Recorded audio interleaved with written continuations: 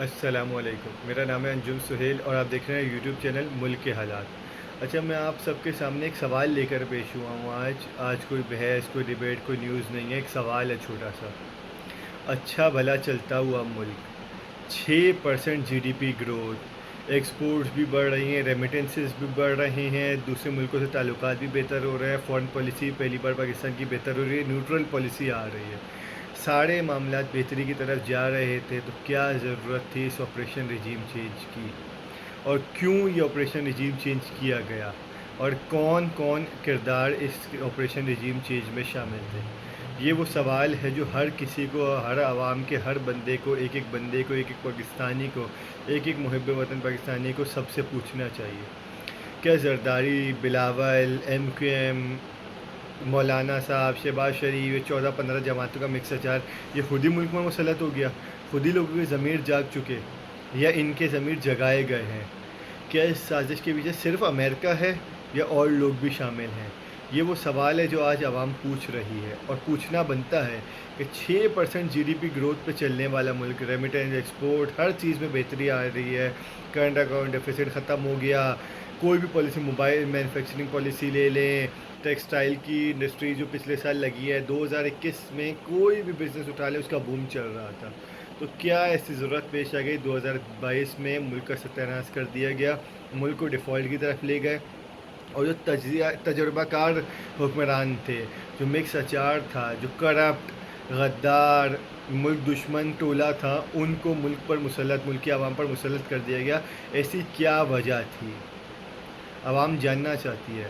عوام جاننا چاہتی ہے کہ کون تھا جو Zardari, Bilawal, M Q M کے لوگوں کے، کاف لیگ کے لوگوں کے، یا خاص طور پہ پی ایم ایل این کے اور ان لوگوں کے سب کے کیسز جو احتساب کے چل رہے تھے، کرپشن کے چل رہے تھے، شہباز شریف کے 16 ارب کے منی لانڈرنگ کے، اومنی گروپ کے، آغا سراج درانی کے، فریال تالپور پہ جو کیسز چل رہے تھے، شرجیل میمن پہ جو کیسز چل رہے تھے، زرداری صاحب پہ جو کیسز چل رہے تھے، یہ کس نے ختم کیے؟ کس کے کہنے پہ یہ کیسز ختم ہوئے؟ کہاں گیا وہ ایان علی کا کیس؟ کہاں گیا وہ مقصود چپراسی کا کیس؟ کون ان کیسز کو روک رہا تھا؟ کون ان مجرموں کو سزائیں دینے سے رکوا رہا تھا؟ کون احتساب کے عمل میں رکاوٹ تھا؟ عوام جاننا چاہتی ہے۔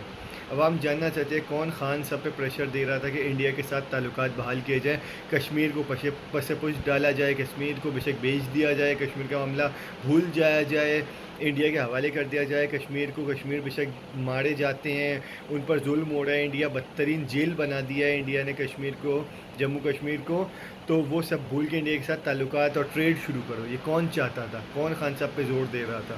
اور اب جو امپورٹڈ حکومت کا ہے، تو ٹریڈ منسٹر جو انڈیا میں لگایا گیا پہلی بار پاکستان میں، یہ کس نے، پاکستان کے تھرو، یہ کس نے لگوایا ہے؟ عوام اب جاننا چاہتی ہے کہ کس کے کہنے پہ اسرائیل میں وفد گیا، جس میں پی ٹی وی کے اینکر احمد قریشی گئے، جو کہ باثر حلقوں کے قریب مانے جاتے ہیں، تو یہ کس کے کہنے پہ اسرائیل میں وفد بھیجا گیا؟ کس کے کہنے پہ آئی ایم ایف سے کیا کیا شرائط رکھی گئیں، کیا کیا آئی ایم ایف سے مذاکرات کیے گئے، آئی ایم ایف کے کس کس حکم پر جی سر کہا گیا؟ عوام جاننا چاہتی ہے۔ وہ کون سی شرط ہے جو مفتاح اسماعیل کہتے ہیں کہ وہ بتا نہیں سکتے عوام کو، آئی ایم ایف نے ایسی کوئی شرط رکھی ہے؟ دوست ممالک ایسی کیا شرائط رکھے ہیں جو بتا نہیں سکتے، جس کی وجہ سے سعودیہ کو آرمی چیف کو فون کرنا پڑا، کنگ سلمان کو آرمی چیف کو فون کرنا پڑا معاملات سے ڈیل کرنے کے لیے؟ کیا ایسی وجہ ہے کہ D G I S I کو امریکہ جانا پڑا؟ کیا ایسی وجہ ہے کہ آرمی چیف کو تعزیت کرنے کے لیے یو اے ای جانا پڑا؟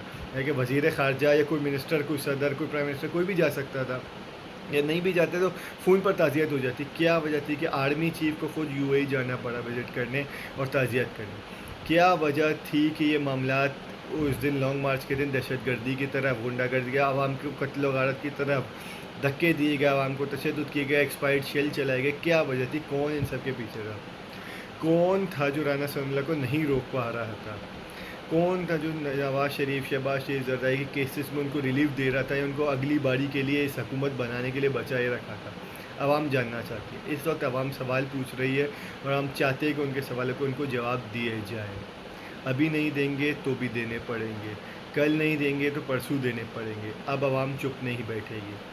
اور ایک میری عوام سے اپیل ہے کہ اسرائیل کا جو آج معاملہ اٹھا ہے اس کے خلاف بھی شدیدہ احتجاج کرنا چاہیے، آواز اٹھانی چاہیے۔ اسرائیل نامنظور، قائد اعظم نے کہہ دیا تھا اسرائیل نامنظور، عمران خان صاحب کی اسپیچ ہے کہ جب تک فلسطین کا معاملہ حل نہیں ہوتا ان کو ان کے حقوق نہیں دیے جاتے، اسرائیل کو ہم نہیں مان سکتے، تو اسرائیل کو ماننے کے اس در وقت بھیجیں گے، بات بھی کس نے کی اس کی آنکھیں کھینچ لینی چاہیے عوام کو، اس کے گھروں سے نکال کے اس کو مارنا چاہیے اگر کوئی اسرائیل کو تسلیم کرنے کی بات بھی کرے، کوئی میڈیا کا بندہ کوئی اینکر اسرائیل کو تسلیم کرنے کی بات کرے، اس کے گھر میں گھس کے اس کو مارنا چاہیے۔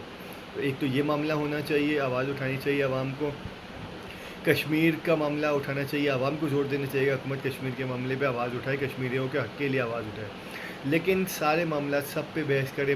یہ جو حکومت کی گھٹیا پالیسیز ہے، آئی ایم ایف کے آگے سر جھکا دیا، 30 روپے پٹرول بڑھا دیا، کراچی میں 5 روپے بجلی کے پیسے بڑھا دیے، 5 روپیز پر یونٹ، وفاق میں فیڈرل میں بھی 7 روپیز کا آئی ایم ایف کو لکھ کے دے چکے ہیں بڑھائیں گے، 25 سے 30 روپے پٹرول مزید 15 دن بعد 20 دن بعد بڑھنا، تو یہ سارے معاملات پہ آواز اٹھانی چاہیے، لیکن خاص طور پہ امپورٹنٹ حکومت کے خلاف آواز اٹھانی چاہیے کہ کس نے کرپٹ ٹولہ اور کیوں یہ کرپٹ ٹولہ عوام پر مسلط ہوا اور کس نے یہ کرپٹ ٹولہ عوام پر مسلط کیا، اس کے لیے سب کو آواز اٹھاتے رہنا چاہیے۔